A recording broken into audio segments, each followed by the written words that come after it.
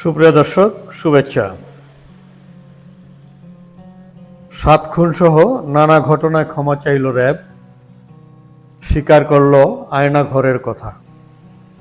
দর্শক, র্যাব প্রতিষ্ঠা করেছিল তৎকালীন বিএনপি সরকার।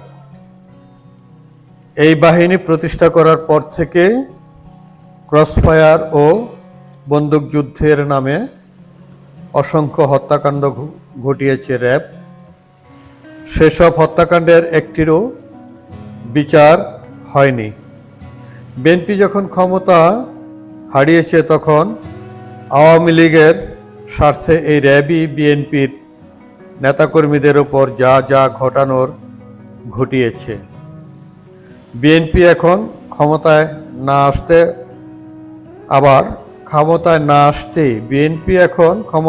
আসতেই আবার ক্ষমতার আলোর মুখ দেখতে পাচ্ছে। আর সেই সাহস থেকেই তাদেরই প্রতিষ্ঠিত বাহিনী র্যাব এখন বিলুপ্ত করার দাবি জানাচ্ছে।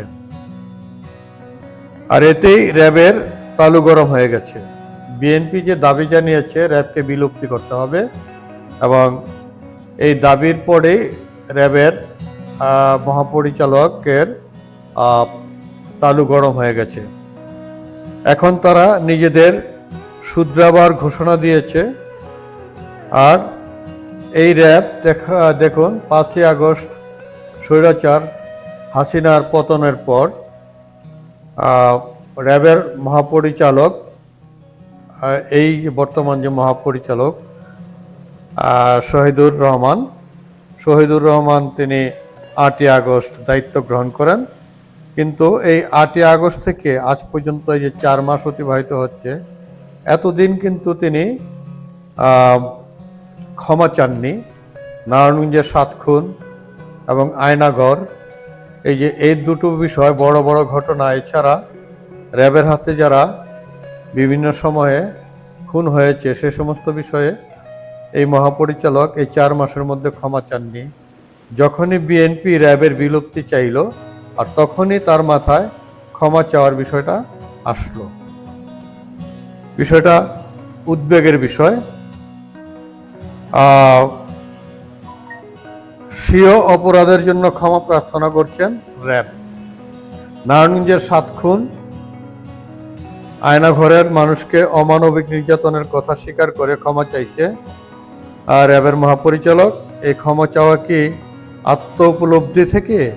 এই যে ক্ষমাটা চেয়েছেন র্যাবের মহাপরিচালক শহীদুর রহমান, এটা কি আত্ম উপলব্ধি থেকে চেয়েছেন, না এখন যে বিলুপ্তির কথা বলেছে এবং সেই বিলুপ্তির যে র্যাব বিলুপ্তি হয়ে গেলে যে তাদের মধ্যে একটা ভীতির সৃষ্টি হয়েছে, সেই ভীতি থেকে বলেছেন?